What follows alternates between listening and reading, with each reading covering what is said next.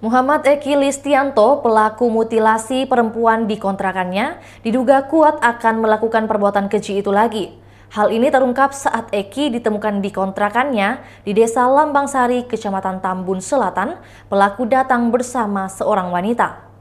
Yang mencengangkan karena wanita yang dibawa Eki itu juga diminta membawa 2 koper kosong dan box kontainer. Padahal saat diinterogasi di dalam kamar kontrakan, polisi menemukan 2 box kontainer berisikan jasad perempuan yang sudah dimutilasi. Ketua RT setempat, Alfian, menceritakan bagaimana suasana penemuan jasad mutilasi tersebut.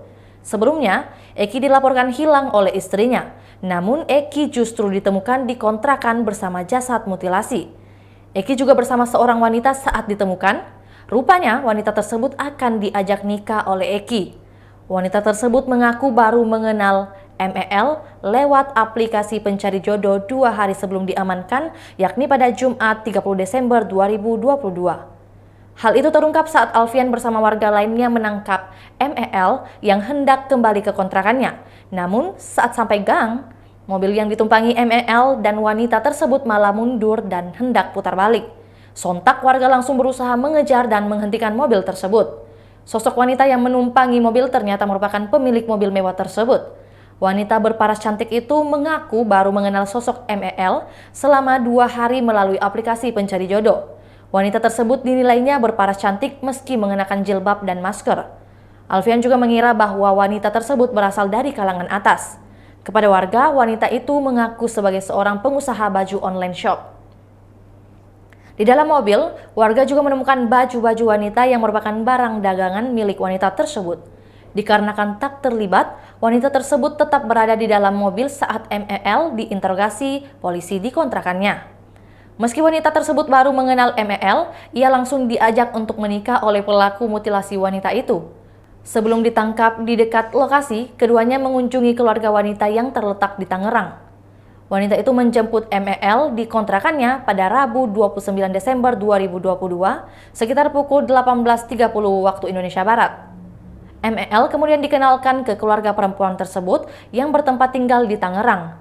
Namun saat itu MEL mengaku masih bujangan dengan bermodal KTP lama.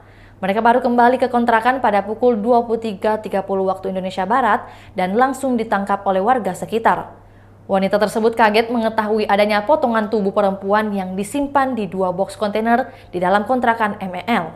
Alfian menjelaskan bahkan wanita itu terlihat sangat tertekan lantaran sebelum menuju kontrakan, pelaku memintanya membawa 1 box kontainer beserta 2 koper kosong. Barang-barang itu juga ditemukan di dalam mobil saat menuju kontrakan pelaku.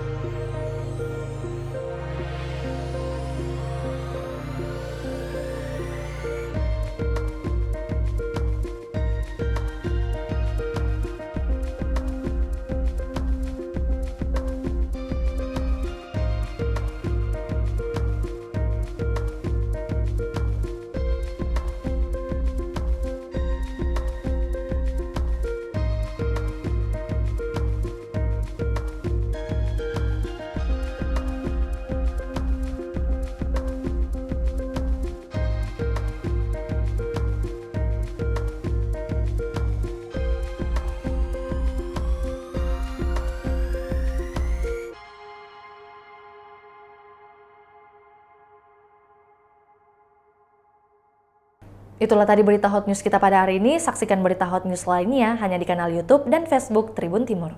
Terima kasih sudah nonton. Jangan lupa like, subscribe, dan share ya.